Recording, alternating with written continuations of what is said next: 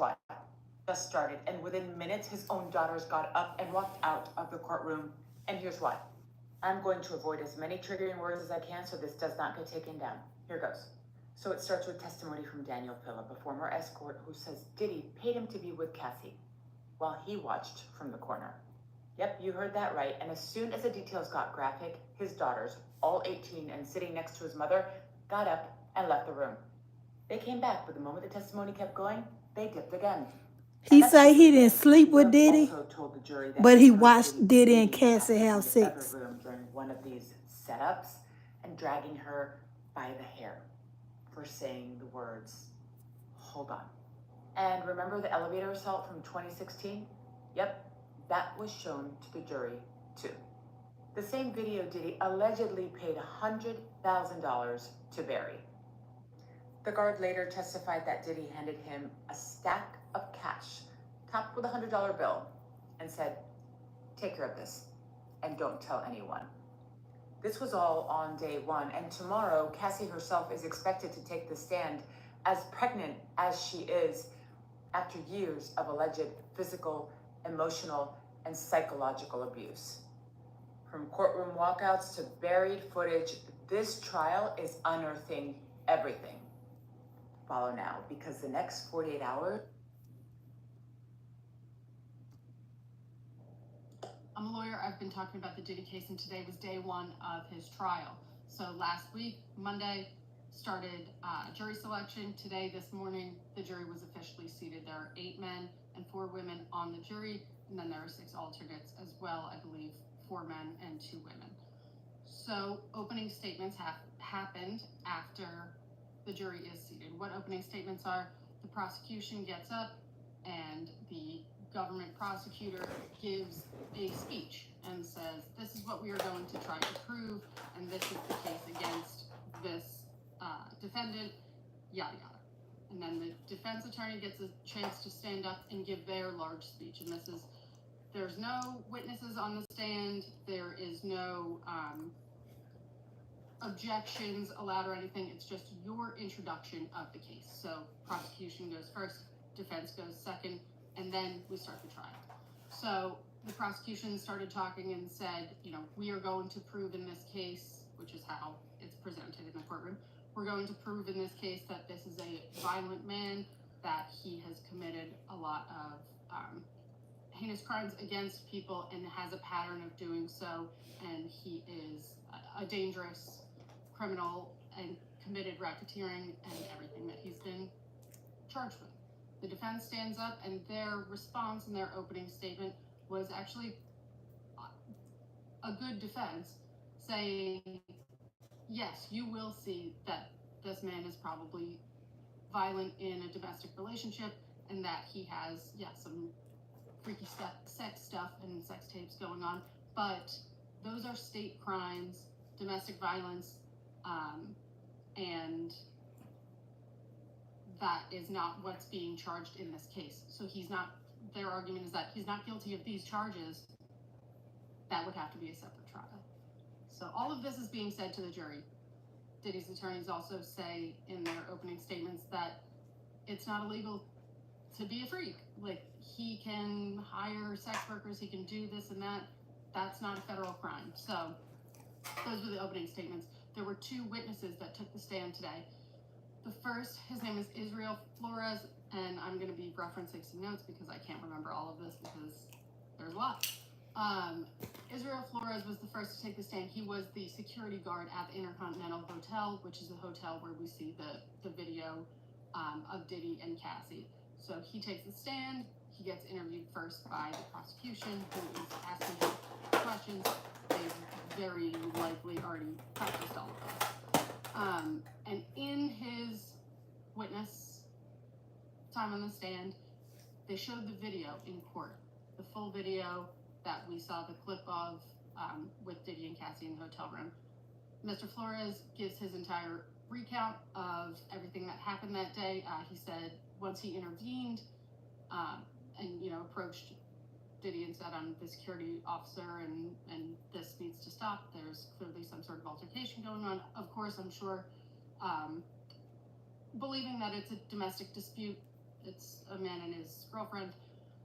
He said Diddy threw a stack of money at him and told him to not say anything to anybody, to which Mr. Flores said no thank you, in I'm sure not so many words, and said he didn't want his money. He then saw Cassie tried to leave, and there was a man who was driving, and she got into the car. He was trying to stop her, and the man said, no, she's coming with me. And Cassie said, yes, I am going to go with that guy. So what's interesting, the prosecution didn't stop there and didn't try to say that this man was an employee of Diddy's. They didn't go that far, and that's important because part of racketeering is saying that you are running a criminal enterprise and that you have employees working for you, committing crimes with you. So the prosecution didn't take it that far today on this very first witness on the stand, but interesting to think about because it's something that they'll probably will come up later, and it will be something that they talk about.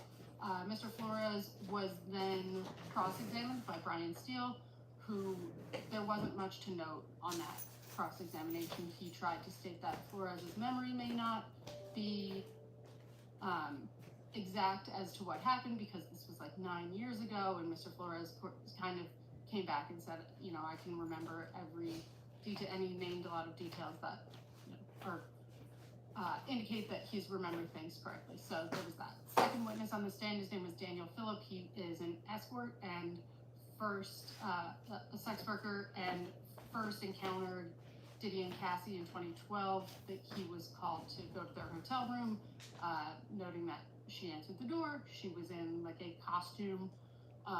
They had a sexual encounter, and Diddy was there in the corner, helping himself. And so this man, Mr. Phillip, continued on talking about other instances where he had been hired and different times that he's been with the couple over the years, including an incident where he talks about there was a violent incident of domestic violence. And yeah, there were a lot of objections from Diddy's team during the prosecution's interview of Mr. Phillip on the stand. Most of them were just shot down. The judge says overruled and just lets them keep going, let the prosecutor and the witness continue to go. So then on cross-examination, Mr. Phillip was challenged by Diddy's attorneys to describe everything in really painstaking detail to see, again, to test his memory, to see if he really, are you sure, down to quizzing him on like the layout of the hotel room from 2012 that he first encountered him in. So that was sort of where it left off today. The courtroom closed about 20 minutes ago, I believe, and it starts again tomorrow morning at 9:15, so I'll talk to you tomorrow. I'm a lawyer. I've been talking about the Diddy case, and today was day one of his trial. So last week, Monday, started jury selection. Today, this morning, the jury was officially seated. There are 8 men and 4 women. Guys, day one of the Diddy trial just started, and it is worse than we even thought. The prosecution started with their opening statements, and they are basically saying that Cassie, at some point, had some escort urinate in her mouth. Who gives a shit about Amber Heard shitting on Johnny Depp's bed at this point? Then there are other allegations about Cassie overdosing at a party with an open wound on her face from a previous assault that Diddy did. And on top of all of that, Diddy used to get aggressive with Cassie anytime she would take too long in the bathroom or when she would show up late to something. Honestly, on day one of the prosecution arguments, opening statement, whatever you want to call it, this case is already getting hard to read. Now we know why Cassie has been so loud and so vocal about the reason why she wants to speak out. As embarrassing as it is for her, and I'm sure it is extremely embarrassing for her, she knows that the only way to stop this is to speak out and to make sure that this man gets convicted. And so far, what it's being described in the courtroom is that Diddy is just looking off into space and just sitting there emotionless. I think this man knows that he's cooked already, and it's not going to end well for him. But again, if this is just the first hour of day one, grab your popcorn and get your ears on, because day one of the P. Diddy trial was bananas. So today, on May 12, 2025, the federal trial of Sean P. Diddy Combs commenced in Manhattan, revealing a series of serious allegations. So the opening statements, prosecutors accused Combs of orchestrating a criminal enterprise over 2 decades, involving abuse, intimidation, crimes, and obstruction. They alleged that Combs forced women, including ex-girlfriend Cassie Ventura, into degrading acts during substance-fueled events known as freak-offs, sometimes involving male escorts, and recorded these acts for blackmail purposes. So Cassie Ventura's testimony, the prosecution's primary witness, Cassandra Cassie Ventura, detailed a 2016 incident where Combs allegedly assaulted her in a Los Angeles hotel. Surveillance footage presented in court shows Combs chasing Ventura, grabbing her by the throat, and kicking her as she lay on the ground. Security guards account Israel Flores, a former hotel security guard and current LAPD officer, testified about responding to the 2016 incident. He claimed that Combs, wearing only a towel, offered him cash and said, "Don't tell nobody," which Flores interpreted as a bribe. Testimony of Daniel Phillip. Male escort Daniel Phillip recounted being paid thousands of dollars to engage in lewd acts with Ventura, while Combs watched and recorded. He described sessions lasting up to 10 hours and alleged instances where Combs physically assaulted Ventura. Defense's position. Combs' legal team acknowledged the violence depicted in 2016 video, but argued that all encounters were consensual and part of a swinger lifestyle. They contended that the plaintiffs were motivated by financial gain. So the trial is expected to last 8 weeks with testimonies from multiple witnesses, including Ventura. Combs faces charges of trafficking, racketeering, and related offenses. If convicted, he could face a life sentence in prison. I'm Chastity Affiliate. Comment down below and let me know. First day of the Diddy trial, and they already said he putting on. First day of the Diddy trial, and they already said Sean Combs is putting on. First of all, they said Sean Combs came in there with a little sweater and some khakis, saying he was hobbling around like something was wrong with him, like he really was old age. Now, he did have gray hair, because of course you can't use Beijing behind the wall, baby. Okay? They said his family was sitting in the second row. They said his lawyer opened up and basically said how he basically helped out the game as far as hip-hop, who he was. He's been a mogul for over 20, 30 years. Now, prosecution, of course, they opened up and they said, listen, Diddy used his business to basically, do whatever he wanted to do, and if you didn't agree with him, he would inflict pain or even sometimes take people's lives. Now, they didn't get into the weeds because, of course, it's opening statements. But one thing we do know, the jurors is 8 men, 4 women, okay? We're going to keep that in mind throughout this whole thing. I feel like that's going to be a pivotal point. Also, they said that when it came to Cassie, they already talked about basically somebody doing a number 1 on her face, which was an escort. They already brought it up out the gate. They said that they are going to prove that throughout his whole career, basically he just used his power and his means to money as a way to manipulate people to do what they want. I don't know how it's going to go. This is literally the first day. It's going to be good days and bad days, y'all, but we not in there. So this is all like what we're hearing after everything goes on. It's like we can't really watch the faces of the jurors or even really hear what the jurors are hearing. I don't know which way this is going to go. But as of right now, they paint Cassie as she was just a person who was basically a victim the entire time. I don't know how to feel about that part. I'm not going to lie. I'm 50-50 on that. But one thing I can say is that they are definitely pushing the rugs and everything that Diddy was using to make sure that he manipulates people. And they said, this is the kicker. They said that they're going to watch the X tapes inside of the courtroom. Wait a minute. It's going to be like X and that thing for a couple of days. I want to know who on them tapes. And as soon as they play and them names drop, y'all, we own it live and filter. Okay? I'm just here updating y'all on the first day of the Diddy trial. I'm just a messenger. First day of the Diddy trial, and they already said he putting on. Now, Miami, she said she was getting peed on too. I followed day 1 of the Diddy trial so you don't have to. Here are the key details so far. Content warning. At the heart of the case are 2 women and other witnesses. Singer Cassie and another woman known only as Jane, who was a single mother when she met Diddy in 2020. Prosecutors say Diddy forced Cassie to have sex with male escorts while he watched and filmed the encounters for leverage. And one of the most disturbing accusations, they say he forced a man to urinate in her mouth. Another time, enraged over her dating someone new, he allegedly grabbed a gun, hunted her down, and beat her so badly she couldn't even walk. They also discussed freak-offs, multi-day sex parties where Diddy allegedly drugged guests and demanded control. Cassie, they said, was repeatedly forced to take drugs and perform sex acts to remind her who was in charge. The charges go beyond abuse. The government says this is racketeering. Diddy didn't act alone. His bodyguards, assistants, and employees allegedly helped him carry out his crimes from kidnapping to covering up evidence. The jury will see evidence including dozens of text messages organizing freak-offs, hotel receipts and car service records, video clips showing Diddy assaulting Cassie.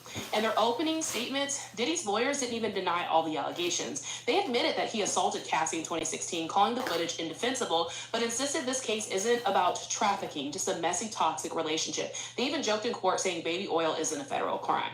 The first major piece of evidence was security footage from a 2016 hotel incident showing Diddy throwing Cassie to the floor, kicking her and dragging her by her hoodie as she eventually cowered in the corner.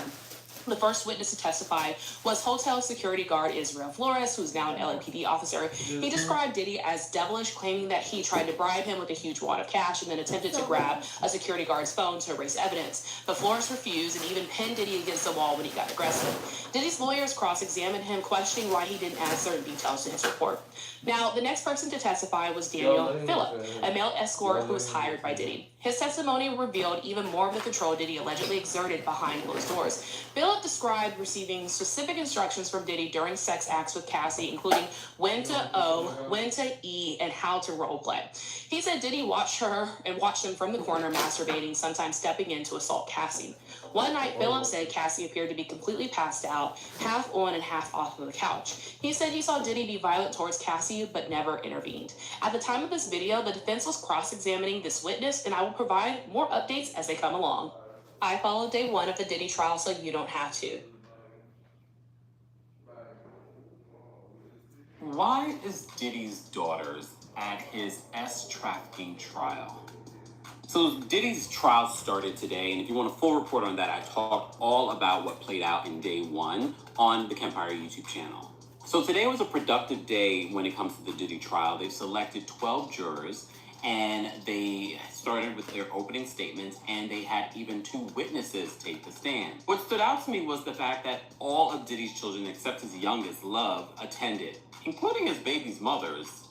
Misa Hilton was there, and Love's mother was there as well. But when I saw this photo and I saw that his young daughters that are 18 and 19 years old attended today, a trafficking trial, and literally they ended up leaving early when one of the male workers that had relations with Cassie and Diddy started getting into the salacious details of their sex life. They ended up leaving. I just can imagine that they're going to sit here and listen to all of this testimony. Cassie is set to testify this week. They thought she might testify today because her husband was in the building today, but I guess there wasn't enough time, but I wouldn't be surprised if Cassie takes the stand tomorrow. I get it from a legal standpoint, Diddy's legal standpoint. He wants to paint the picture that he's a family man. This is why the jurors need to let him go. His kids need him. But did you think about the kids being traumatized by hearing about your sexcapades? And I am not even debating about you having whatever relations with consenting adults, whatever you want to call it. They are also talking about domestic violence in this case between him and Cassie. This is traumatizing. If you've done any research on what he's being accused of, you do not want your young daughters listening to all of this if you truly care about them. Why is Diddy's daughters at him?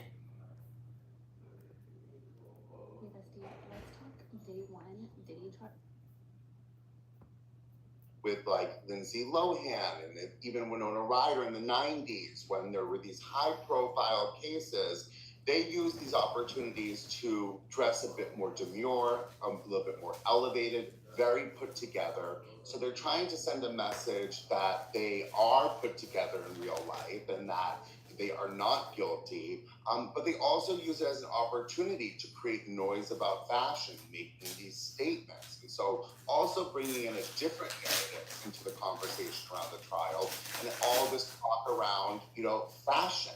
And so we saw that as well with A$AP Rocky and with Rihanna during his trial, where he used the opportunity to solely wear Saint Laurent the entire trial and really taking that opportunity to come correct in his wardrobe, but really using it as a way to elevate the situation.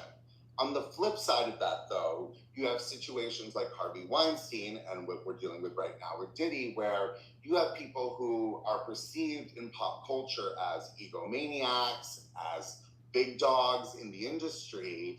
And so the world and the public know these people as being over the top with money, over the top with power. So they're using wardrobe in certain situations to make themselves more relatable, make themselves feel a little bit more humble. What we're seeing right now with Dick and how he's been dressing and how his hair is now fully gray. Although we know that, circumstantially, where he is in prison at the moment does not allow hair dye, I think that there's a part to be said here that he's trying to make himself feel or look optically a little bit more real, a little bit more scared, a little bit more relatable to both the jury and public.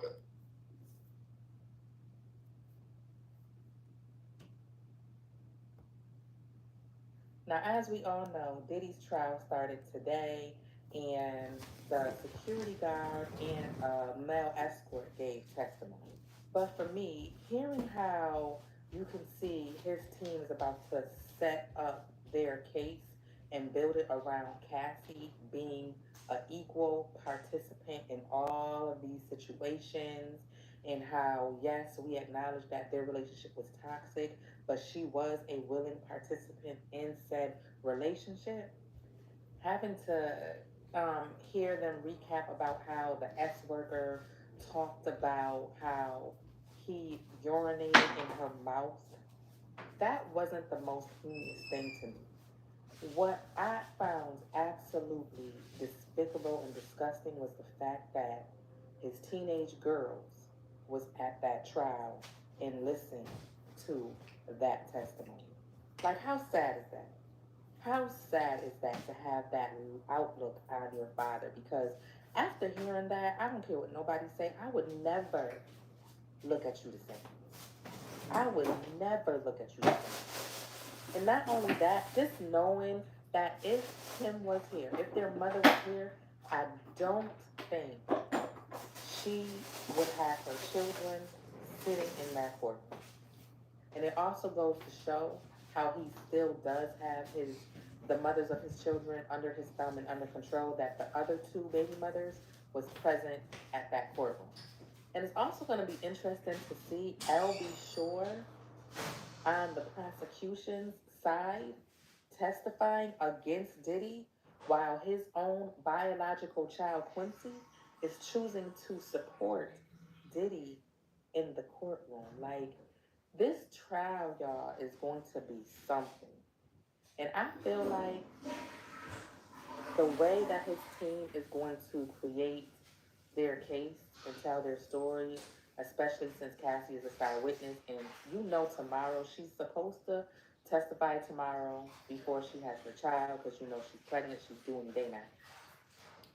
I feel like they are going to drill her tomorrow. And depending on how well she does in the line of questioning in the evidence, is going to determine for me if this man is going to actually walk or if he's going to remain behind bars. But yeah, I feel like it's out of pocket, and Diddy should be even know better. Your daughters don't need to be there. I get having your family and your children there to paint this picture of him being this great dad, and he's. For all of y'all that had lives and couldn't keep up, I got all the day one Diddy trial updates you need. Now, Diddy is facing 5 federal counts: 2 counts of sex trafficking, 2 counts of transportation to engage in prostitution, and 1 count of racketeering conspiracy. And if convicted on all counts, he faces a minimum of 15 years in prison and a maximum of life. Now, there are 12 jurors and 6 alternates, both men and women, and it ranges from black, white, Hispanic, Indian, you name it. Now, as opening statements began, Diddy was seen reading scriptures from the Bible, proving that it is never too late to call on God, even if he's already left the chat. Now, the prosecution is alleging that Diddy was the kingpin of a criminal enterprise and used his vast network of employees to carry out illegal acts, while the defense is arguing that yes, Diddy is a complicated man, but these were real life, adult, consensual relationships that are now being painted as racketeering and sex trafficking. Today, 2 people testified. One was a hotel security guard who responded to the scene of the now infamous Cassie video, and he says that Diddy tried to bribe him to stay quiet. And the second person to testify was a male escort from one of the freak-off videos. Now, church, come close. Now, he said that he only showed up to do some stripping, and before long, he was getting paid thousands of dollars to have sex with Cassie on numerous occasions, while Diddy sat in the corner and watched and occasionally participated. And it ran the gamut from role-playing to golden showers to an incident where Diddy got mad because there wasn't enough baby oil being used. Don't you hate when you forget your 1,000 bottles of baby oil at the house? Now look, the escort also says that Diddy tried to pressure him into staying quiet, and he also witnessed numerous instances of Diddy being violent towards Cassie, and his testimony is expected to continue tomorrow. Now y'all drop down in the comments and let me know what you think about this.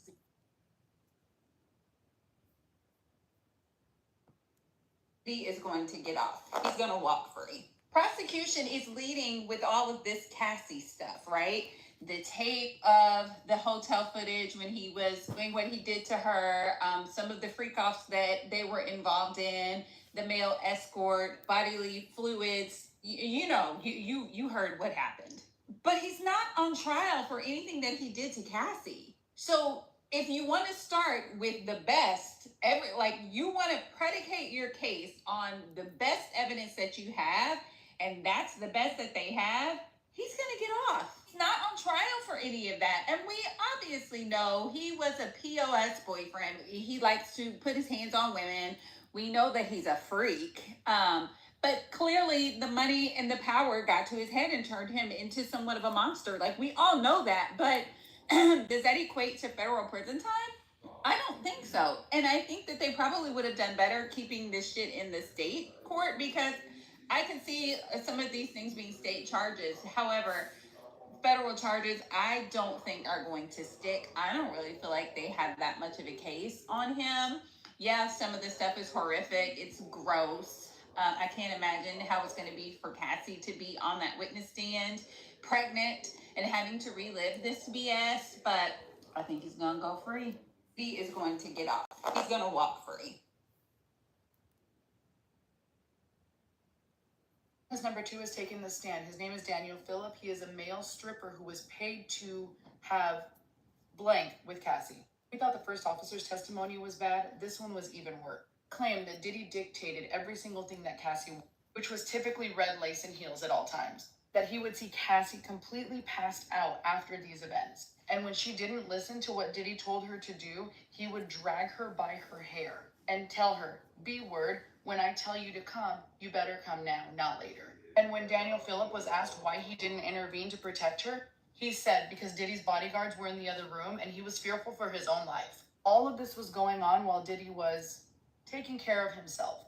And at this point, when they were describing how horrific some of these scenes were, his daughters and his mom got up and walked out of the courtroom. Why this narcissist thought in the first place that this was going to be a safe space for his underage daughters to be is just fucking beyond me. But they did that a few times. They left the courtroom, came back, they started talking about acts again, and then they left again.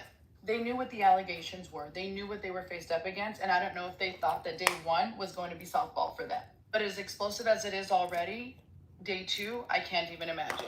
Cassie is up to testify any day now, and I think that it's going to be extremely heartbreaking and tragic when she does. You can only hope that if Diddy is even semi-human, he shows any ounce of sympathy or remorse. But I doubt he will. Guys, make sure you're following me here.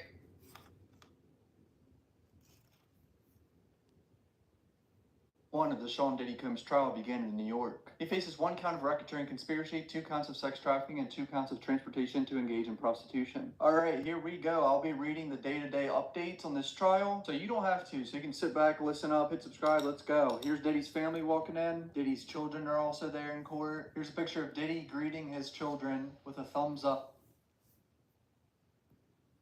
I haven't reported on the Diddy case yet for a few reasons. 1, I do feel it's a little biased. And 2, I also wanted to have some new information to add that no one had. But when I heard the magic name, I'll be sure, I knew that going forward, I'll be sure to pay attention closely to this case going forward. But if you know like I know, It's over for Diddy. But if you don't know, then so boom, it's looking like Diddy's biggest op and baby daddy-in-law. Yeah, I'll be sure. The dude who got the same baby mama as Diddy, Kim Porter. He might be testifying in court against Diddy, but it ain't just he might. Bruh's excited to take the stand. Like he been waiting 30 years to get this off his chest. He ready to air out everything. All them industry secrets, the dark side, the shady deals Diddy been on since the 90s. I'll be sure talking like he finna throw Diddy under the jail. Not in it, under it. And if you don't really know the backstory between them two, or why this is horrible for Diddy, let's get into it. I'll be sure just did an interview about 4 days ago accusing Diddy of some wild crimes, and we're about to get into it. He's one of the few people in the industry who's been standing on business that Diddy's been behind Kim Porter's passing. Kim was Diddy's ex, and she died from pneumonia out of nowhere. Healthy, vegan, took care of herself. But Al B and some others claim that she told them that Diddy was trying to kill her. Now, Al B has been on this for years. He even posted about this on his IG a couple months back, saying the case around Kim's death needs to be reopened. And to be honest, he's not letting none of this go. Al B sure went off. He said Cassie, yeah, Ventura, was a threat to the folks making money off Diddy's twisted behavior.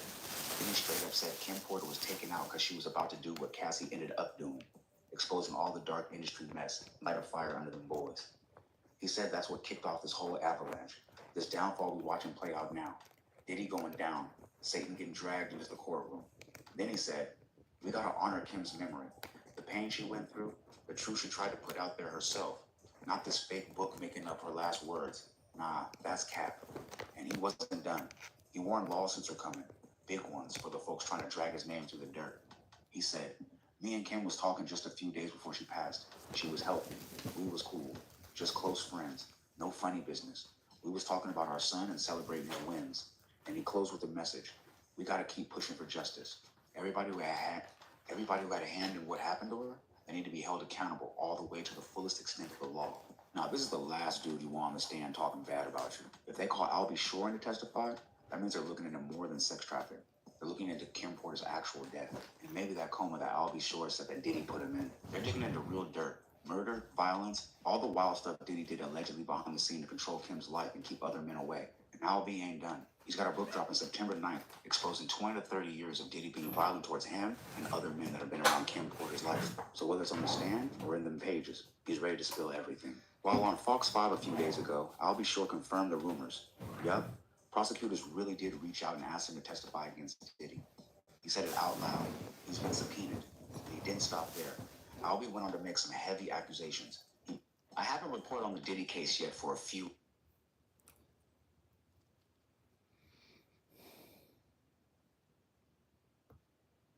Let's take a look at this. It says, this is what the jury said, or the judge said, we'll bring in the jury in a few minutes, okay? So, in other words, the jury has been officially chosen.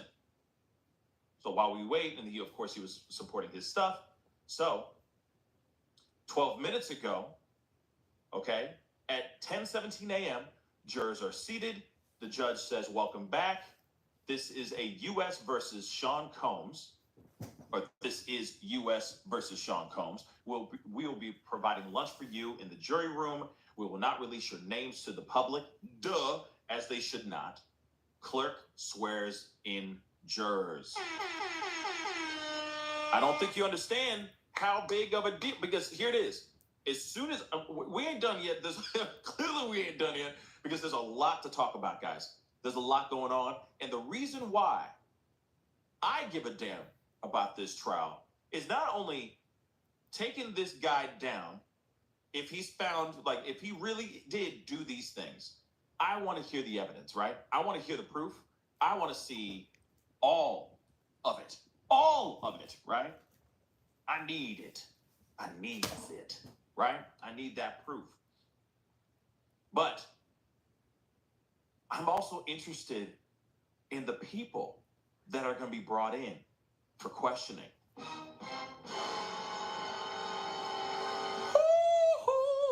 It's going to be good. It's going to be thicker than a snicker, and I can't wait for it. I don't know about you guys, but I had a cup of coffee today. Actually, I didn't. I only had like 2 sips of coffee so far.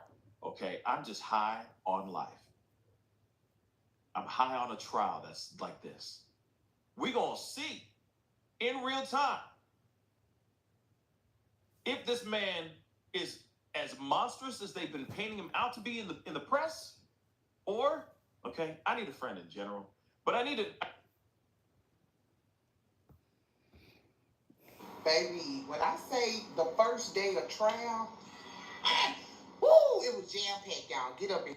So, guys, this was day one of Diddy's trial, and it was the opening arguments. And, guys, I just want to say this real quick. Kudos to all the YouTubers and content creators that have went to New York, and they are, like, giving us ground floor news about everything that's happening in the court. It just goes to show you that, you know, YouTube, TikTok, you know, we the new news people. They mad at it. But listen, so what's going on is, of course, if you don't know who the jurors are, and a lot of people probably do already know, they picked 8 men, and four of the men are white and 4 of the men are black. And the other 4 women are black. I'm just, just put that in your mind for the bite though.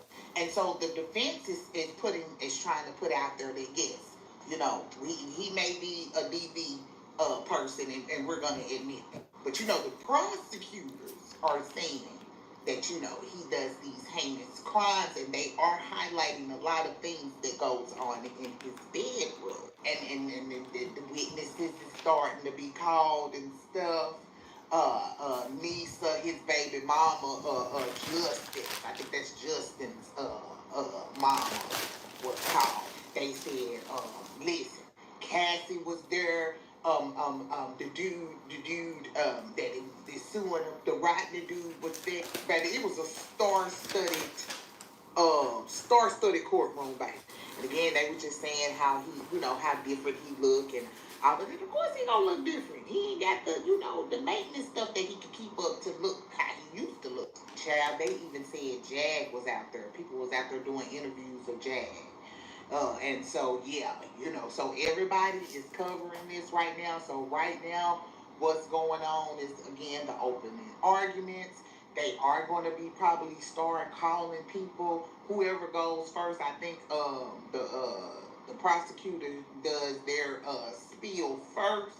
And then after they rest their case, then the defendants come in and do what they need to do. So we're going to have people pulled from celebrities showing up from each side.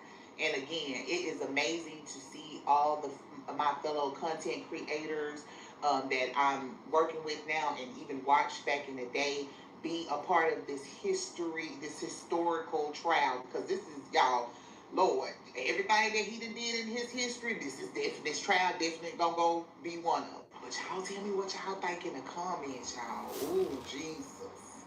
Ooh.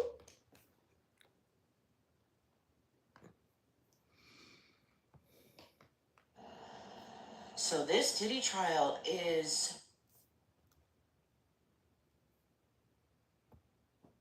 opening statements in the Sean P. Diddy. Key developments from day one. 2016 hotel assault video. Prosecutors presented surveillance footage from a 2016 incident showing Combs assaulting his ex-girlfriend, Cassandra Cassie Ventura, in a Los Angeles hotel hallway. Hotel security guard Israel Flores testified about discovering Ventura with visible injuries and described Combs as having a devilish stare during the confrontation. Testimony from male escort. Daniel Phillip, a male escort, testified that he was paid thousands of dollars to engage in sexual acts with Ventura while Combs watched. He recounted an incident where Combs allegedly instructed him to urinate in Ventura's mouth during a freak-off, a term used to describe drug-fueled sex parties orchestrated by Combs. Prosecution's allegations. Assistant U.S. Attorney Emily Johnson accused Combs of operating a criminal enterprise over 2 decades, involving coercion, violence, and blackmail to exploit women sexually. The prosecution highlighted the use of drugs, threats, and videotaping of sexual encounters as tools for manipulation. Defense's argument. Combs' defense team, led by attorney Tenny Giragos, acknowledged instances of domestic violence but argued that the relationships were consensual and part of a swinger's lifestyle. They contended that the allegations stemmed from financial motivations and that the acts, while unconventional, were not criminal. Family presence in court. Combs appeared in court alongside family members, including his daughters, who were present during the proceedings. Observers noted Combs interacting affectionately with his family, even giving a thumbs-up gesture during the session. Charges and potential sentencing. Combs faces multiple charges including sex trafficking by force, racketeering conspiracy, transportation to engage in prostitution. If convicted, he could face a life sentence. What's next? The trial is expected to continue with testimonies from additional witnesses, including anonymous individuals referred to as Jane and Mia, who are set to describe similar patterns of abuse and coercion. Cassie Ventura is also scheduled to testify, potentially providing further insight into the allegations. And this was just day one. You don't want to miss what's...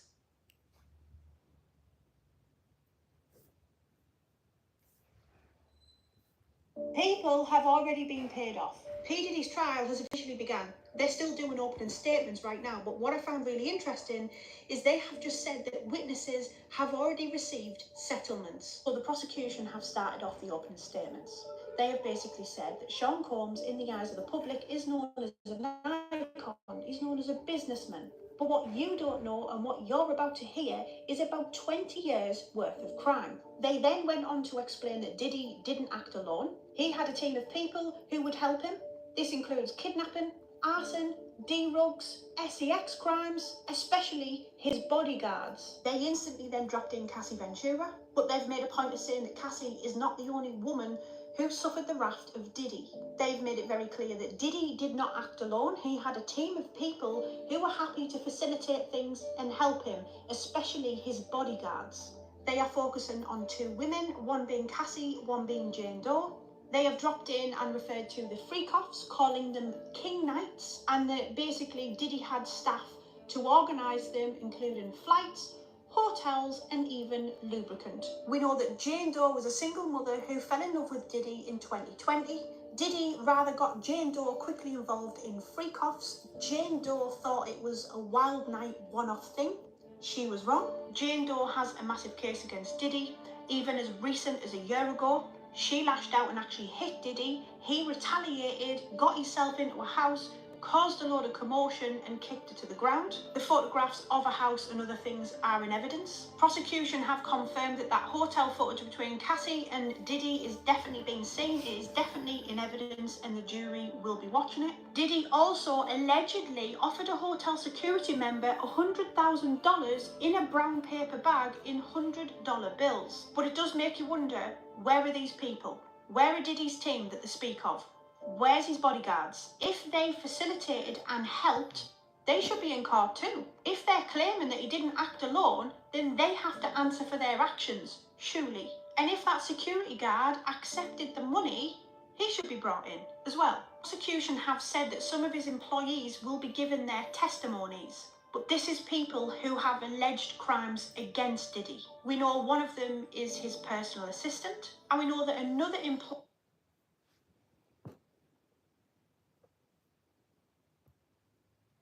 Child, the prosecutors came out swinging in court. Y'all check this out.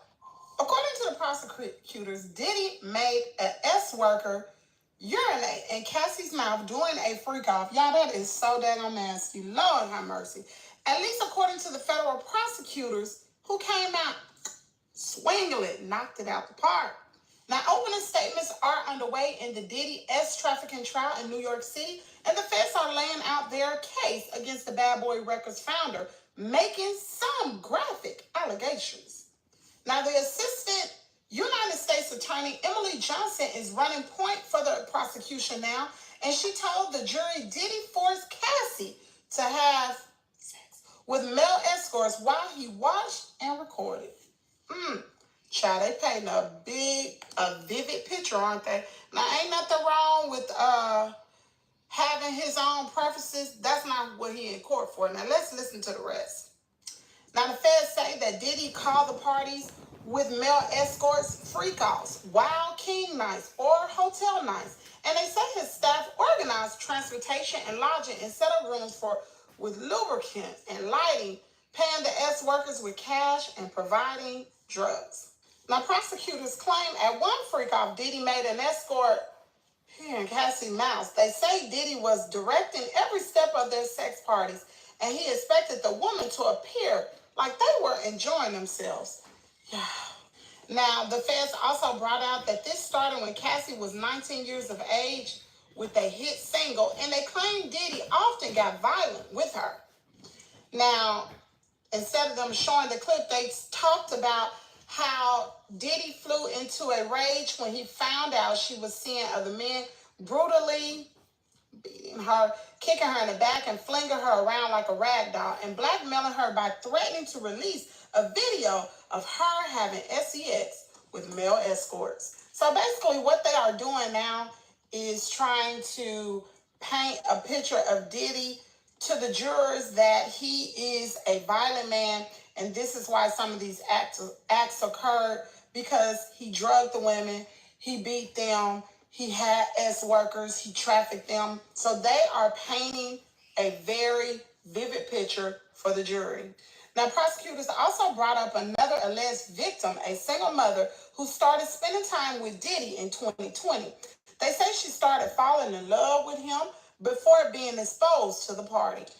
Now, the feds are saying that the woman who is being referred to as Jane Doe thought her first freak-off was a one-time thing, but it wasn't. They said she wanted the escorts to use protection, but Diddy wouldn't allow it. Oh my God.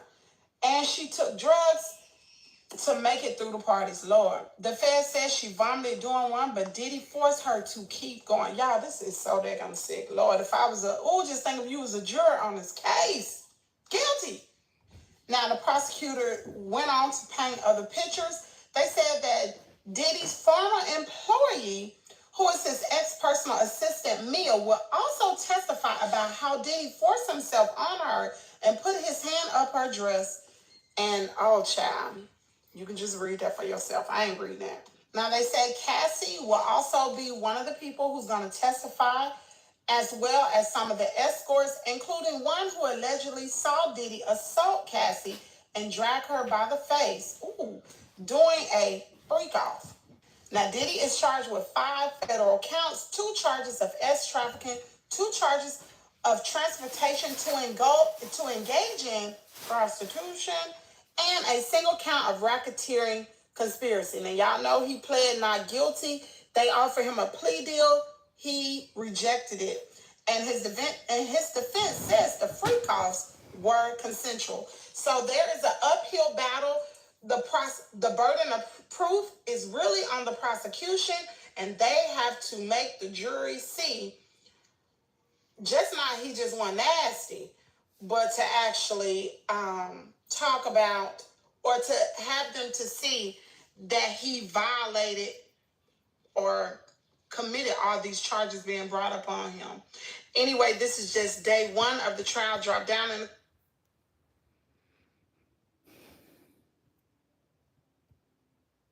Diddy's trial started today in New York. Now, the jurors are 8 men, 4 women. 4 of the jurors.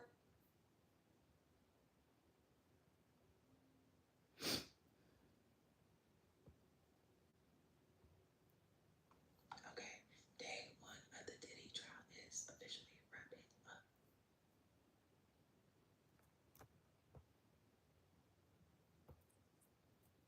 Guys, is this AI?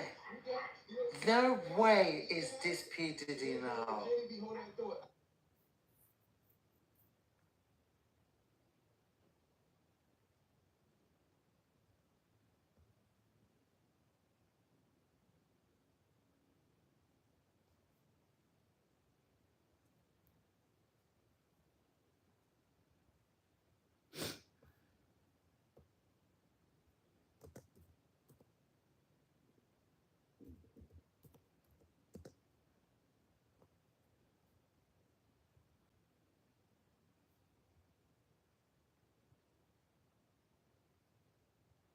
Jaguar Wright is at Diddy's trial. I get a lot of people asking, where's Jaguar Wright all the time, and I just found out this morning she actually made it to Diddy's trial. I really feel like this is a full circle moment because I literally remember about 6 or 7 years ago when Jaguar Wright said that Diddy was a trafficker before we knew anything. So honestly, it came to a shock to me this morning being able to see her be present at Diddy's trial, and she is going to get to watch this in real time. Jaguar Wright does have a YouTube channel, The Jaguar Wright Effect, that she's on pretty much every single day, but she also has a new account she just made called The Jaguar Wright Show on YouTube. And this is where I think she'll be covering the Diddy trial. Right now, they're still trying to get the final 12 jurors and the 6 alternatives. They have not picked it yet. I'm going to have updates.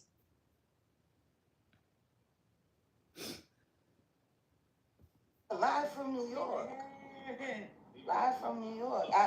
I was trying to, shout out to Wendy Wood. I wish she could have been here. I wish she could have been here. There's a lot of pain with her. I know. I know. But if they would have listened to her, maybe. I listened to her. Right? I listened to her. Yeah.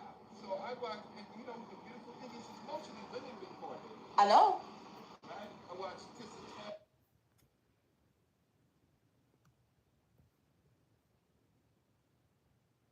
Nice to meet you. This person's worth a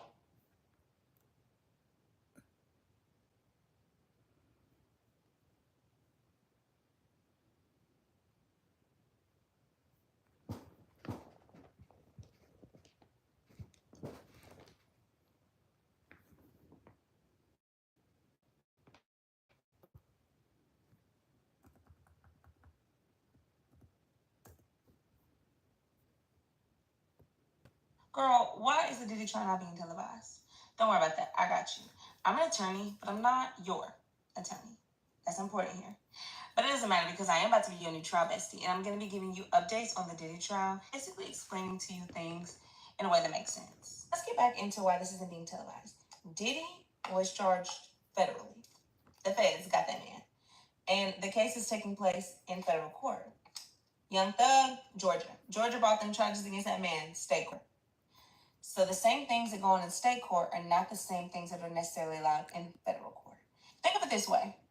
The things that you could do with your grandmama, the things that you might get away with at your grandmama's house is not the same things you can do with your mama.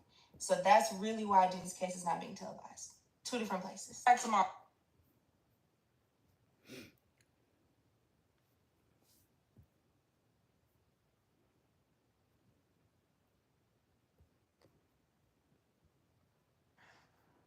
We are a couple of hours away from the trial actually starting.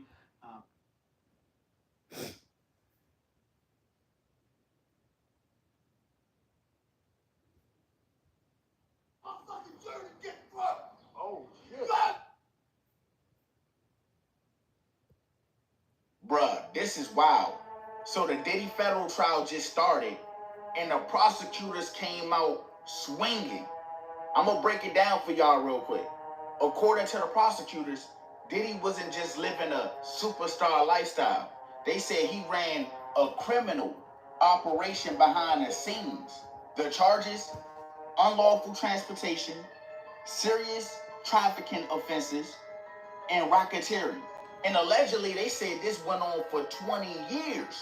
Your boy thought he was starting an empire. They say he organized wild parties, the one we know, the freak-offs, and another one called King Nights. So they said when these parties happened, women was allegedly forced to take in prescriptions. Y'all know what I mean. And had to do acts that they didn't want to do while being watched and recorded at the same time for blackmail.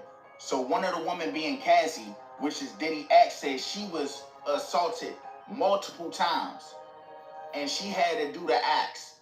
And if not, Diddy was going to release some videos and photos of her. Another woman that goes by Jamie said for years she was suffering physical abuse and she had to take the substances to cope with it.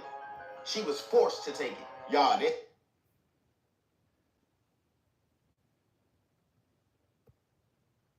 At first, I thought that Diddy's trial should definitely be aired on television, but after hearing the opening statements, child, I do not. I am so speechless, y'all. All the witnesses they have against this man coming out, and then apparently there's a witness that's missing. Like, what is going on? And the sad part about all this is that Cassie is about to have a baby soon, and she has to go up on the stand and relive all this trauma and distress and Nobody wants all that stress on the baby.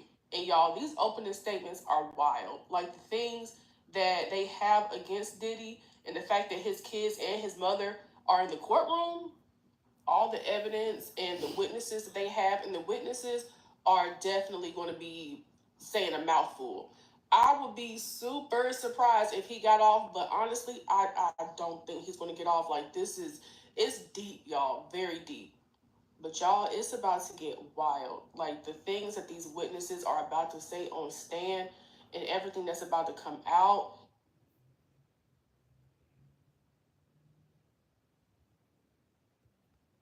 Went on to make some heavy accusations. He blamed Diddy for Kim Porter's death, and he blamed him for the coma he ended up in too. Straight up said Diddy had a hand in both. Albee said he told the cops about Diddy's trafficking a decade ago. They called him crazy and then snitched right to Diddy. Next thing you know, Diddy's threatening him and he ends up in a coma. Now he's saying Diddy did the same thing to Kim Porter to stop her from speaking. Cassie was just the first one to speak and survive. Earlier this year, had a medical emergency when he was rushed to the hospital after collapsing while working on new music. He called one of his closest friends for help. Eddie F is standing above me. I'm in a wheelchair, and he's talking to security. He had me hidden in the corner, and I'm in an emergency room. And then I remember him embracing me, putting me in his Escalade or whatever, and moving me. And I just remember those are the vague things that I remember. And wind up being in a hospital somewhere. This is in July 2022, and then it was October. In a coma for 2 months, Al was close to death. I was intubated. I was on a ventilator. I had a tracheotomy. There was so many things going on to the point where they were considering sending me to hospice. And what people don't truly understand unless you've been through this type of medical journey is taking for granted breathing, tying your shoes, speaking. As details of his health crisis began to surface, he received calls and letters from all over the world. Keep your spirit right. Know that we praying for you. We love you. And everything's in God's hand. And all of my amazing, industry colleagues and friends and, everybody from, Snoop and Halle Berry and just, everybody's been reaching out to send love, prayers. One of the most memorable, his recent letter from Vice President Kamala Harris. Receiving this beautiful, beautiful, I'll be sure to drop weight, got in the best shape of his life, started working on music, and boom, went into a coma out of nowhere. The same thing happened to Kim Porter, only he survived. Doctors couldn't explain it. He has his own theories on Diddy, but hasn't publicly said them yet. What he did eventually do was finally say Diddy's name once he was fully pressed about it, because Fox 5 journalists didn't let him dance around it at all. They straight up asked, "This is about Diddy, right?" And Albee confirmed it. They started talking like he was already on the stand. But this is about Diddy, so let's be clear for everybody that This is doesn't about know. Diddy, who's about to, his trial's about to start. Yeah, Yes. they're selecting a jury. But you were on this train years ago. Yes, many, many years ago, I posted some information that was, basically trying to save my life. And thank goodness to my ex, the wonderful Kim Porter, the late Kim Porter, who, kind of warned me all along the way to, just kind of watch your back, so on and so forth. And I didn't understand why. Because of Diddy. Basically. Do you believe that she died of pneumonia? Absolutely not. Why? What evidence do you have? She was in the best of health. We just saw each other prior to her passing. Not a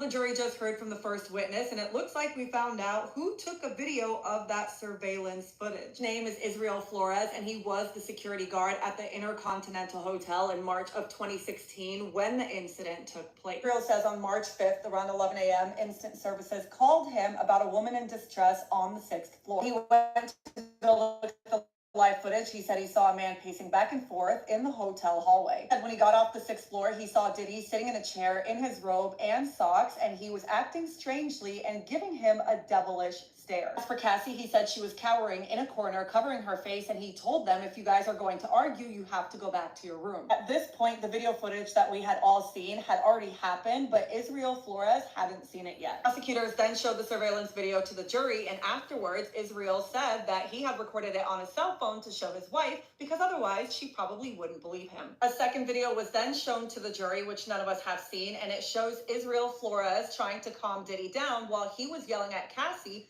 in the hallway. Apparently, in the video, you can then see Cassie returning to the entryway of the hotel room saying she wanted her phone and her belongings. He testified that he was escorting them back to the room and they were arguing about whether or not she was going to leave, and Diddy was telling her that she was not going to leave. He says once they reached the room, both Cassie and Diddy went inside of the room and he used his body to prop open the door. He also testified that there was another man in the room, but the man was not engaging with any of them. Israel said he told Diddy to then stay in his room, and that's when Diddy allegedly showed him a stack of money and told him not to tell anyone what he saw. He says he told Diddy he didn't want his money, and then he went after Cassie to see if she was okay. He tried to approach Cassie outside of the hotel to see if she wanted him to call the police, but a bodyguard blocked the interaction. He was able to ask her if she wanted him to call the cops, but she said she just wanted to leave, and he testified that she had a black eye. After she left, he went back to Diddy's hotel room with another guard to reiterate the hotel policy. He said that Diddy stepped into the hallway and closed the door behind him and then grabbed the other bodyguard, accusing him of recording Diddy. That's when Israel said he pinned Diddy to the wall and told him to let go of the phone. After all of this happened, Israel did file an incident report and mentioned Diddy and Cassie by name. He described the incident from start to finish and even included photos of the broken vase and the dirt on the wall. Now, in the report, he didn't mention the other man that was in the room, but he says it was because that man was not engaging with Diddy or Cassie, nor was he involved in the elevator lobby incident, so he felt like it wasn't relevant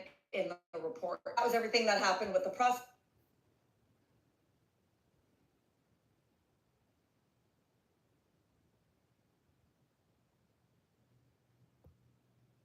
When that second witness took the stand, he was detailing explicit sexual acts, and we noticed during his testimony that Sean Diddy Combs' 3 daughters got up and left the courtroom. Sean Diddy Combs entered the courtroom in a sweater, looked at his mother and children seated in the gallery and blew a kiss, made a heart shape with his hands, and gave a thumbs up. They smiled at him, and a few pumped their fists. His family didn't say anything all day as they entered and exited the courthouse. When that second witness took the stand, he was detailing...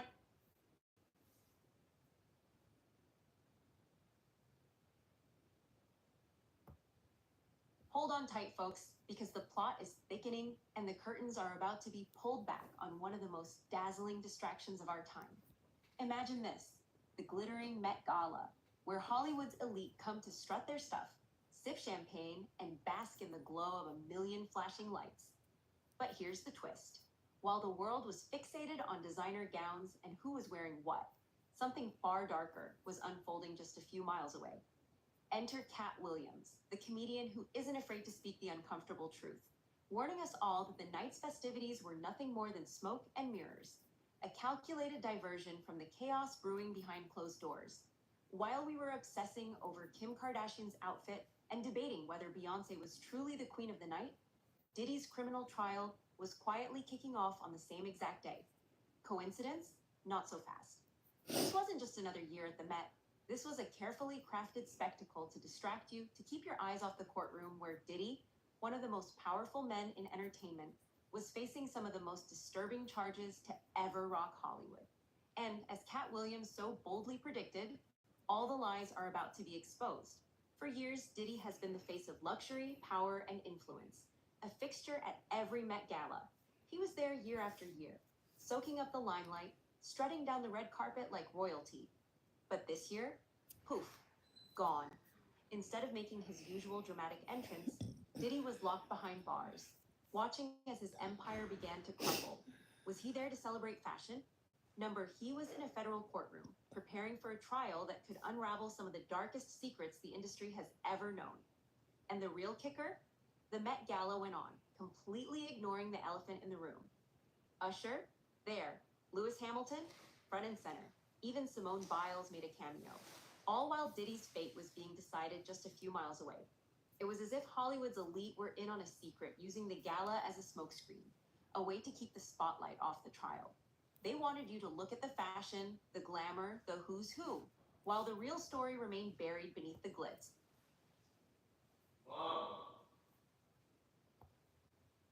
Did he do it or did he not? That's all we want to know. So today was the first day of the Sean Diddy Combs trial. And what that means is that the jury has finally been selected. And now it's time for the opening statements. Now the Combs family showed up looking like they was going to a whole funeral. Everybody had on black. But to keep it real, y'all, they are going to a funeral because this is the end of Sean Diddy Combs. And speaking of the end, Diddy was in the court scene reading a Bible during the trial. Y'all, what was the man reading? Was he reading Revelations? Because baby, it's the end. Or was he reading Exodus 21 and 24? That says an eye for an eye. And if you don't know what that means punishment.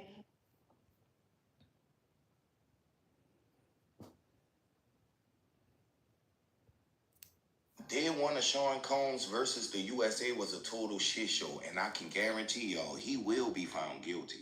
Ooh, I'm talking about his lawyer looked like they could not help him. They ain't know what to say. I'm talking about the DA spitting fact after fact after fact after fact. Whoever the fuck Jane Doe 1 is, she the nail in the coffin. All her experiences had Diddy children putting their head down. And the prosecutor, her opening argument, calling him a criminal freak-off mastermind, alleging he committed arson, threatened people's lives, went got his gun on multiple occasions, threatening his bodyguard, Cassie, all kind of shit. And the things they reveal he did in his bedroom with escorts and celebrity figures. And his defense admitted to it, y'all. That was the part that got me. They ain't trying to deny it. It's the biggest piece of dog shit. Yeah, y'all, he definitely gonna be found guilty. I don't care what y'all say. It was so much revealed today, it had me staring at the screen like, the icing on the cake, boy. They got rid of all the black jurors to make sure you are seen exactly for who you are. Day one of Sean Combs versus the USA was a total shit show, and I can guarantee y'all he will be found guilty. Ooh, I'm talking about his lawyer looked like they could not help him. They ain't know what to say. I'm talking about the DA spitting fact after fact after fact after fact. Whoever the fuck Jane Doe 1 is.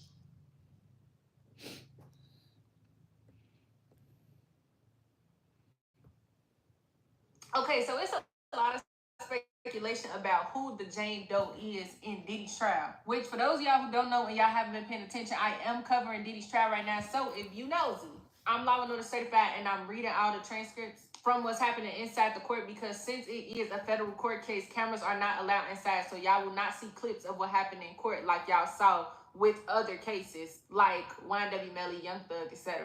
But right now, there's a big conversation surrounded around the Jane Doe that the prosecution and the defense have mentioned, because allegedly there is a woman who Diddy had a relationship with between 2020 and up to about a year ago, who wanted to be his number one, as quoted by the defense. They said that the prosecution is saying that Jane Doe is a woman that was just a single mother who gave Diddy a chance, fell in love with him, thought she was in it for a one night, boom, because she thought he just wanted to have fun for a night because they was in a relationship, but he ended up abusing her. The defense is saying that Diddy was open with this woman about him having other relationships, but she wanted to be his number one, and she was extremely jealous, and she wanted their relationship to be more than just doing things. So she was basically going out her way to be in a relationship with him. Like, she felt like they went together real bad. Nevertheless, this person is a Jane Doe in the case, but this is the thing. Some people are speculating that it's Gina, but Gina's name has been mentioned in the case. And if it's a Jane Doe, they can't say the person's name at all. This person is still a Jane Doe, so it's not Gina. I think we all know who it is, but don't nobody want to say it. Yeah, sorry. Okay, so it's a lot of speculation about who the Jane Doe is in Diddy's trial, which for those of y'all...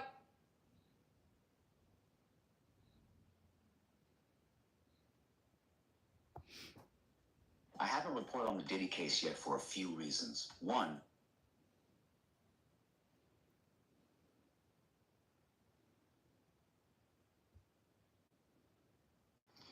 Y'all, this is Diddy currently. Okay. This is how...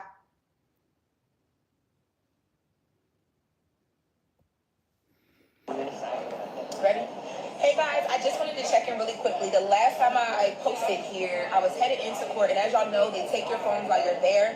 So it's been about 3.5 hours since I last updated you guys. So what's happening right now in court, and I'm actually about to go back in. It won't wrap today until around 5 p.m. The judge actually said that this week the court will go from 9 a.m. to 5 p.m. But when they start the opening arguments, they do want to, just be considerate of everybody's time. And they're trying to end everything around 3 p.m. going forward. I will.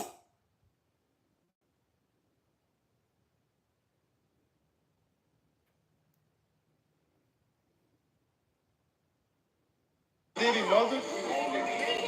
Make go away, your young.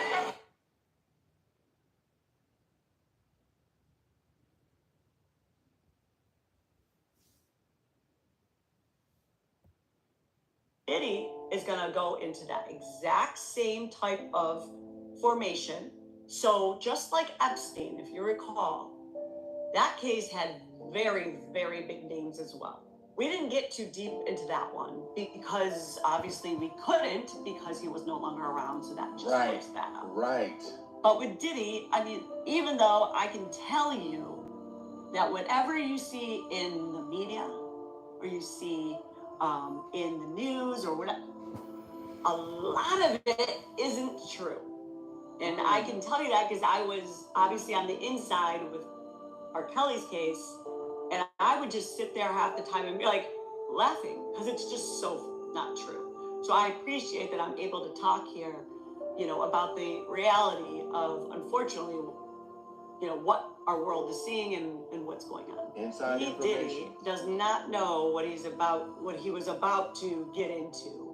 In other words, R. Kelly, who I represent, he went through the same situation. He was in Brooklyn prison.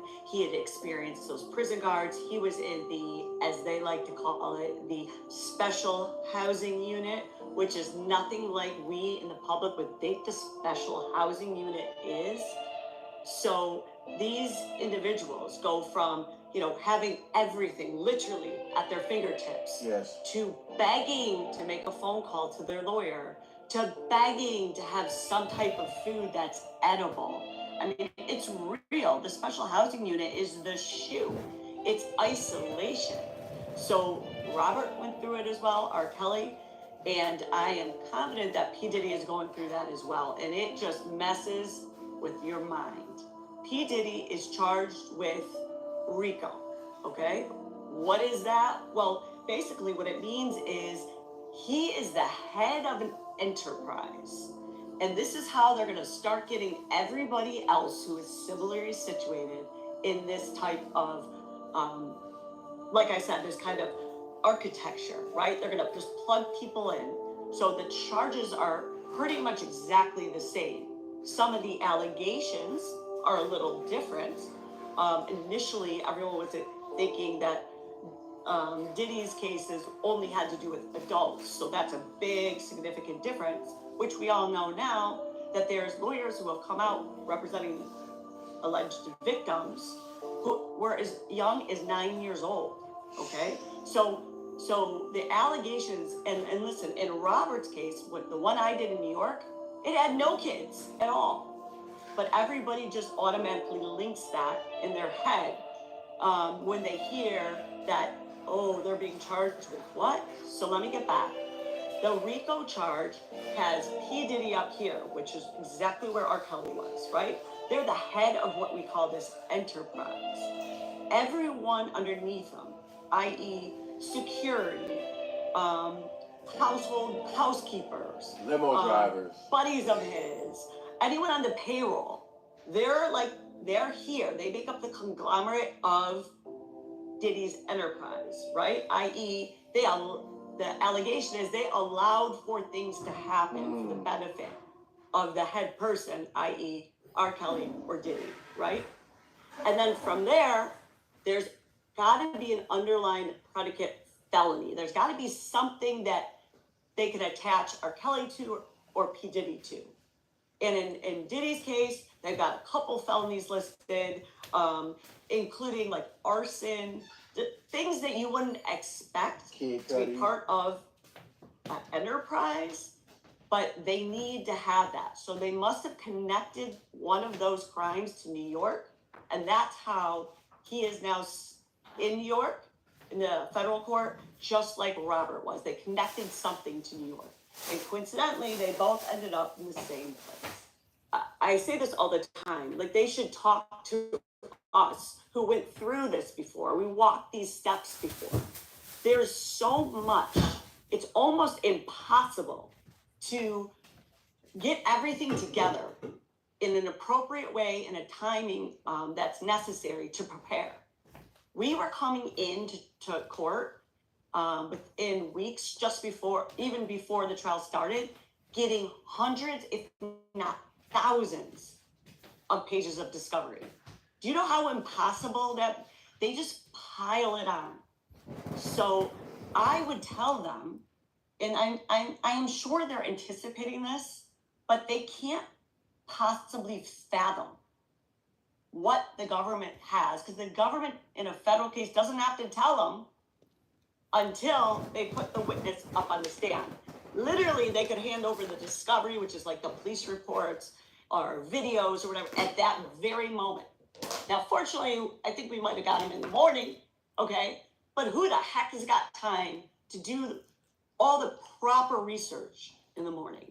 So I would tell them that there's a lot of things that go on behind the scenes, and that it would be imperative, just like anyone else would do, if someone was similarly situated, I would talk to them to try and figure out how the heck do we fight this somewhat unknown battle. Definitely gives us a huge disadvantage when we're all supposed to be working under the same fundamental values, right? Innocent until proven guilty. I with my whole heart, unfortunately, I feel as though it certainly has become, you are guilty until proven innocent. And that rule, that federal rule, does not help that statement.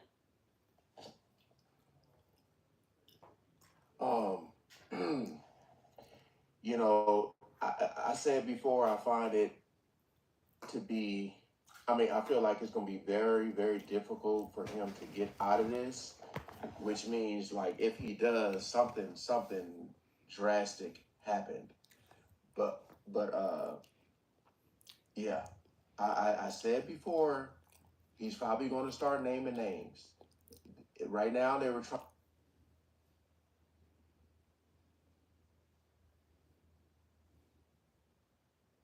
A male escort exposed disturbing details about Diddy in the federal court today, and day one of the trial is officially over. It's not being recorded or televised, but every single day I'm going to be breaking down what's going on for you guys, and just viewer discretion is advised because there is some graphic details. So Daniel Phillip, a male escort, said that Diddy would pay him thousands of dollars to get intimate with Cassie Ventura, Diddy's ex-girlfriend, while he watched and sometimes even recorded. One instance, Phillips said that Diddy told him to urinate on Cassie, and he did. He also described seeing Diddy physically abuse her, including dragging her by the hair into a room and hearing slapping noises from inside. Earlier on in court, the jury was shown the 2016 surveillance footage of Diddy grabbing, kicking, doing horrible things to Cassie in the hotel hallway. Then a former hotel security guard, now an LAPD police officer, testified. He responded to that incident in particular. He said when he walked into the suite, Cassie was in a corner covering her face, and Diddy was slouched in a chair, wearing only a towel and socks. He was staring at him with a devilish, scary look, and then the guard said Diddy threw him a bundle of cash and told him to take care of this. Cassie was in court today, and she was visibly pregnant, and she is expected to testify as early as this week. And Diddy's lawyers didn't deny that he could be jealous or violent. In fact, they told the jury, quote, Mr. Combs had a love of baby oil and was not shy about it. But they argued all of it was consensual and not a federal crime. So stay. Cassie big and pregnant.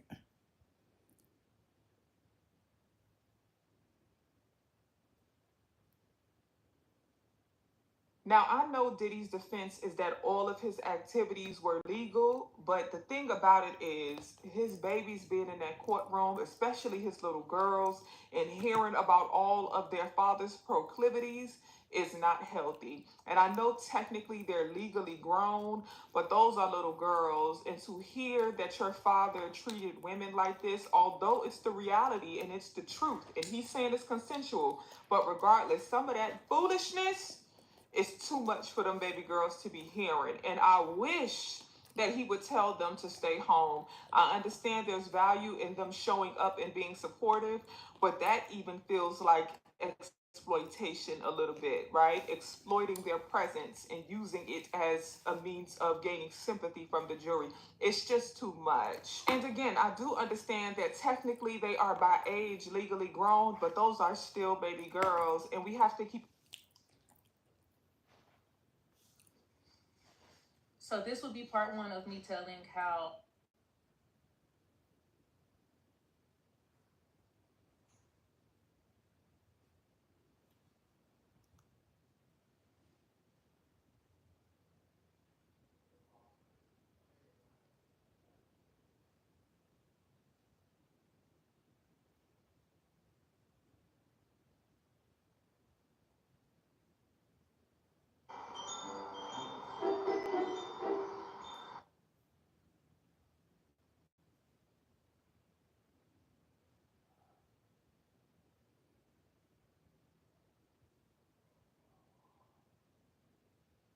his number two is taking the stand. His name is Daniel Phillip. He is a male stripper who was paid to have blank with Cassie. We thought the first officer's testimony was bad. This one was even worse. Claimed that Diddy dictated every single thing that Cassie, which was typically red lace and heels at all times. That he would see Cassie completely passed out after these events. And when she didn't listen to what Diddy told her to do, he would drag her by her hair and tell her, B word, when I tell you to come, you better come now, not later. And when Daniel Phillip was asked why he didn't intervene to protect her, he said because Diddy's bodyguards were in the other room and he was fearful for his own life. All of this was going on while Diddy was taking care of himself.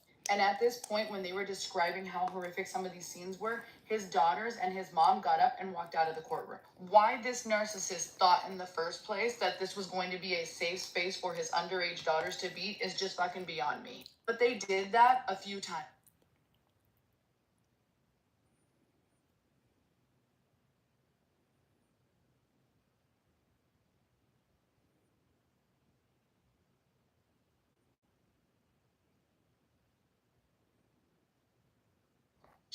Which he's a toddler, y'all. Because I don't see the toddler, I always just count the 6 older children. But you're right, it is 7 children. So I will mention, because you guys keep talking about like other celebs or other minors, and the most so far that the defense has said on that is we hear about these sex tapes, and they said there are at least 9 tapes that Cassie turned over to the government. And that's important because, again, remember, they were trying to make this case that he was blackmailing her. He was blackmailing people. He had these tapes in his possession, which can be true. They confiscated several electronic devices. I'm saying several, but I think it's in 100 devices, electronic devices, laptops, all this stuff. So he had in his possession a lot of things. But they're also saying that she also had in her possession these 9 sex tapes that she turned over, and in them they say it looked like everybody having a good time. I haven't seen these tapes. They have not.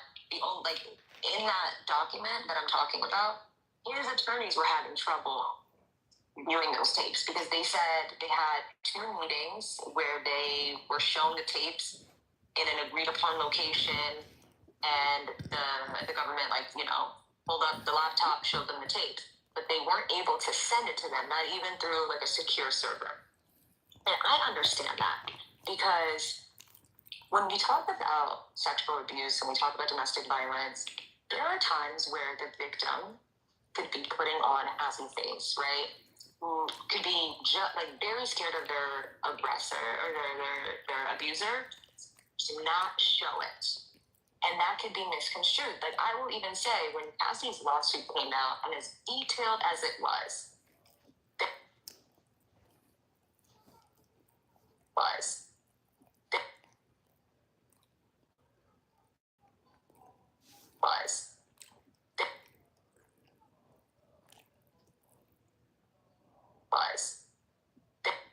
like, we understand there's a protective order in place. We understand that we're not going to try to jeopardize this case. Da da da da.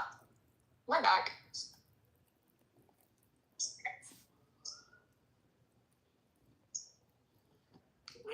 This cases. Then there are.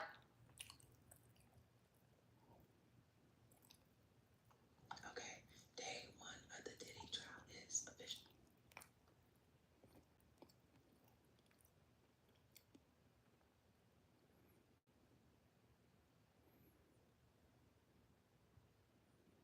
It's tense in that courtroom. You can feel the stakes. Sean Combs came in. He was all smiles when he locked eyes with his mother and children seated in the second row.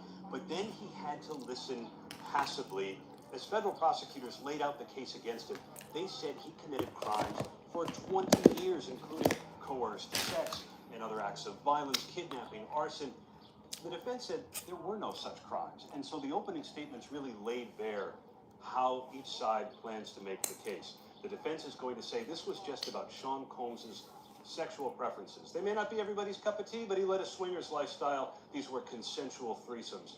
Federal prosecutors said this case is not about a celebrity's sexual preferences because they say that Sean Combs coerced women into sexual acts called freak-offs, and they were not free to leave. It's tense in.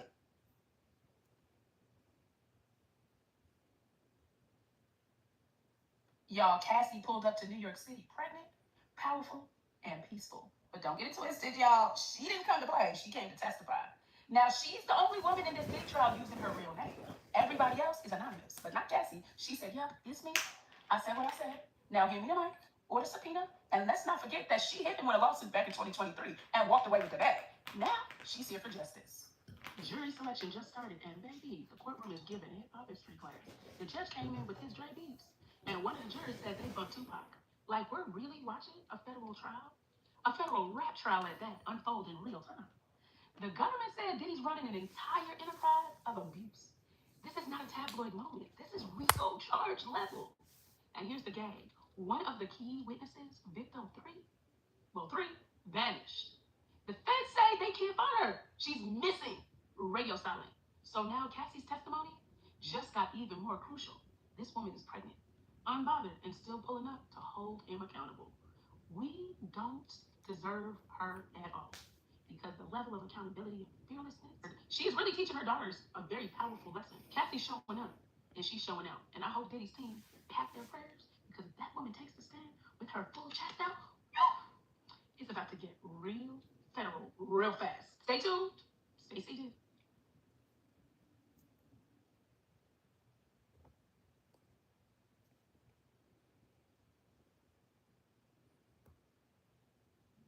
Okay, you guys, I got more update on the Diddy's case. So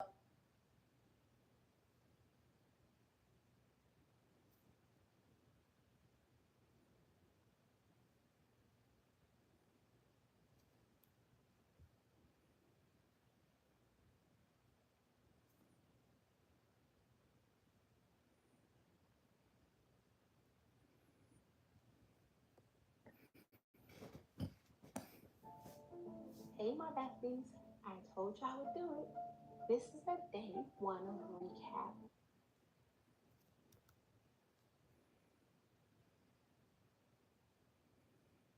So let's go over the rest of Diddy's trial today, especially what the defense had to say. And oh, was it good. Their argument is not that Diddy is not a piece of shit. It's that they believe that he's charged with the wrong thing. They said this is not a trafficking situation. This is a domestic violence case. They said that the jurors should see him as a jerk, as a bad person, but those do not qualify for charges. He's minimizing and gaslighting the severity of what this man has done to people. Sexual assault and domestic violence are no joke. And what this defense attorney is doing is making it seem like a joke. He even blamed one of the victims, Jane, said she started the physical altercation, which led to her head being bashed in, doors being kicked in, and her being repeatedly kicked while on the floor and punched in the face. And the defense attorney's reasoning was that Diddy has a bad temper and he bases everything on jealousy and drugs and all of these excuses. And this is what is wrong with men in this country. Next, we're going to cover the witness statements from today. This is your political mom, educational purposes only, viewers discretion.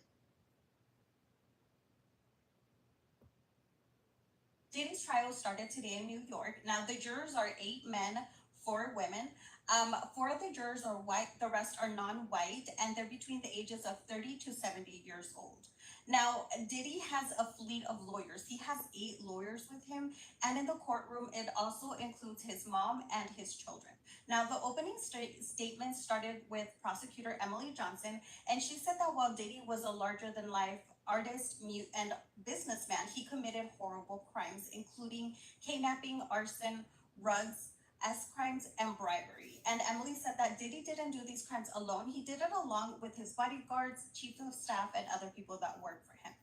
Now, she said that Diddy forced his then girlfriend, Cassie Ventura, to have marathon intercourse sessions called freak-offs with male escorts.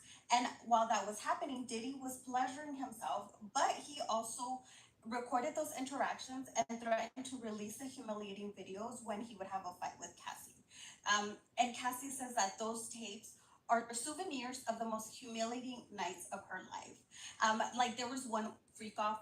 Well, she felt like she was choking when Diddy made an escort urinate in her mouth. Johnson also said that Ventura will tell jurors herself about the degrading freak-offs. And Johnson told the jurors that they're going to see the surveillance footage of the 2016 incident where Diddy viciously beat Cassie in the hotel hallways during one of those freak-offs at an LA hotel. And that Cassie wasn't the only girlfriend that he kidnapped and abused.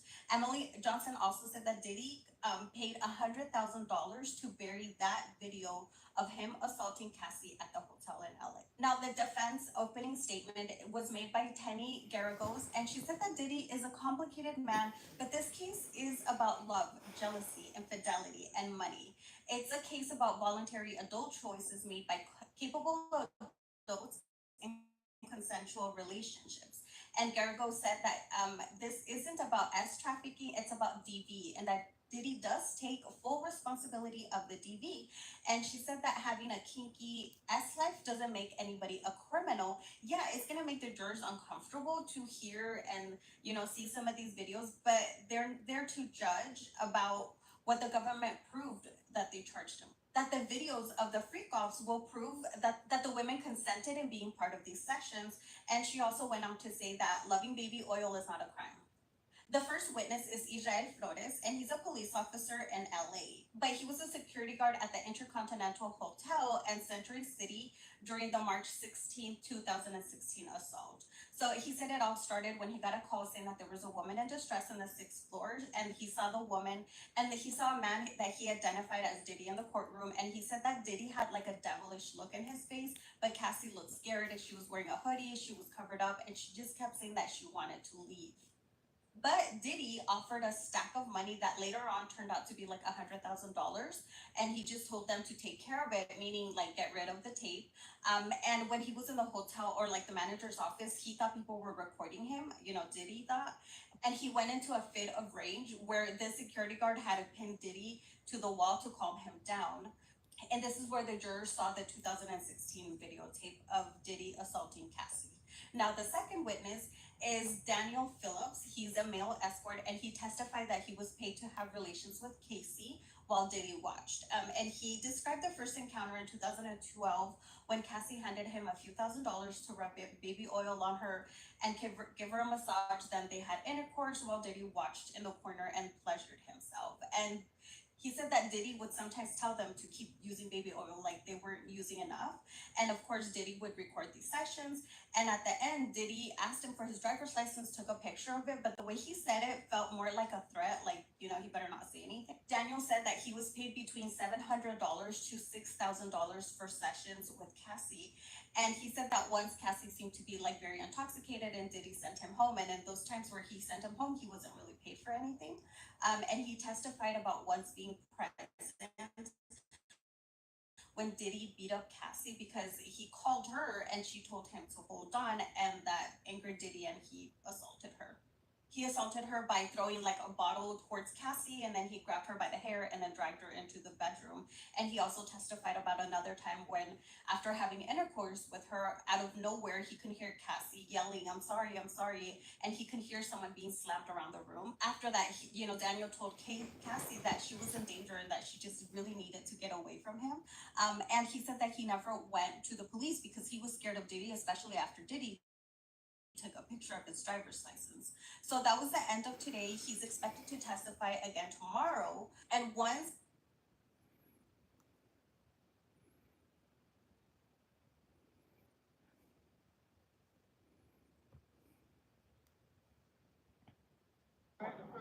This is Cassie's husband. Cassie's husband coming out right now. Cassie's husband. All right. How you doing, my brother? Everything? Ain't you the dick? I just said that with you. No doubt, no doubt. I just said that with you.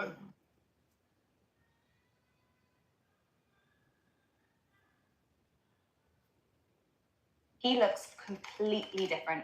I wouldn't recognize him if I saw him on the street. He looks old. He's grey. His hair is extremely grey. He's got a grey goatee as well. He looks frail and he looks vulnerable. Now, we've spoken to some legal experts who feel like this is a choice to present him this way. The other thing is that he does stare. People weren't exaggerating. He will turn around and look you dead in the eyes.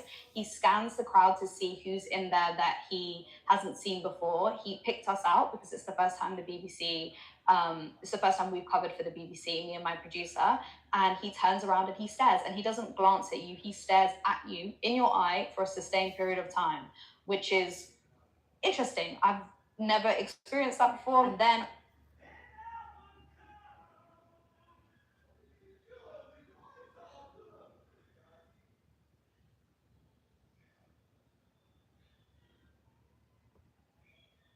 now, I had said I wasn't going to cover the Diddy trial because, how are we going to get the information on a federal case?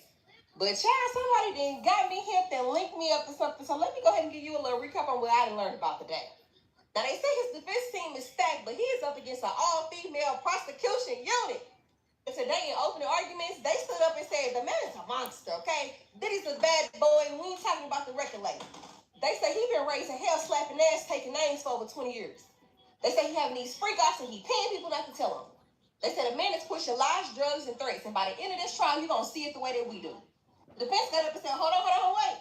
Now, Sean is a complicated man, but this ain't no complicated case. He's rich, so yes, there's some money involved. There's a lot of love and jealousy and a little cheating, too. They say he might even be abusive, but he ain't guilty of these charges in this here indictment. They didn't jump head first into the Cassie situation because they didn't have two witnesses hit the stand today. One of them was the ex-security guard, and the other one was a paid escort who said that he had, what, with Cassie. So he did it in front of Diddy, and then he did what Diddy told him to do, if you understand what I'm saying. Now, we are expecting Cassie to testify, but there is a third witness they said that she went MIA. But right now, I just need to know, did he do it?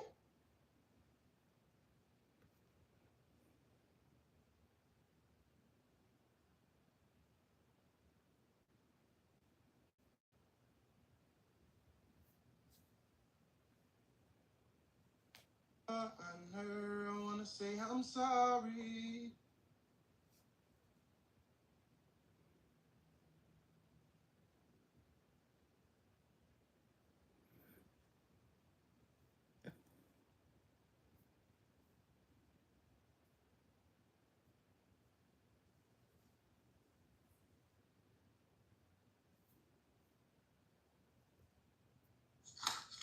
Next, part two, I'm talking about the defense opening statement for Diddy trial.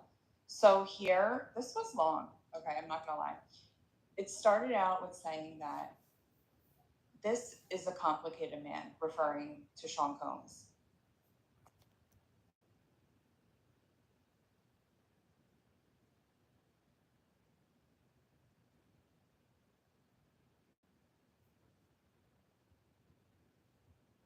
Transporting PT. So this is the